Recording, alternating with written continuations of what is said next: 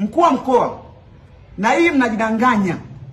Kakaangu Paulo Chacha, mkuu wa mkoa wa Tabora, umesema timu unayogopa ni moja tu, hiyo ambayo ulitaja wewe. Kwa ushahidi huo wa kimazingira, kama mechi ya kwanza Tabora United anacheza kwenye ligi dhidi ya Simba, wachezaji walikuwa hawana vibali, tafsiri haraka kuwa mkuu wa mkoa wewe ulisababisha wachezaji wasipate vibali ili timu yako ya Simba ipate matokeo. Kama unasema unaogopa timu moja, maana yake ndio tafsiri yake ni hiyo. Lakini jambo la pili, mkuu wa mkoa unatoa shutuma nzito. Wewe ni mwenyekiti wa kamati ya usalama wa mkoa, hupo kwa niaba ya rais.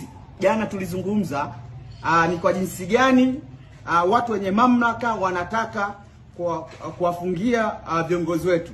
Mjumbe wa kamati ya utendaji Alex Ngai pamoja na makamu wa rais Arafat wanataka kufungiwa na mamlaka kwa kutengeneza propaganda ambayo wataka kusema Magoli alikosea kusema kuwa hata aleta timu au hata mechi yoyote, wamfungie na wafungie viongozi wetu.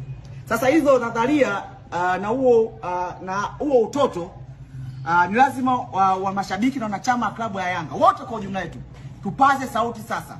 Matawi yote ya Yanga nchi nzima, wenye viti wa Yanga wote nchi nzima, waratibu wa mkoa nchi nzima, ni muda mwafaka tuanze kupaza sauti katika hilo jambo.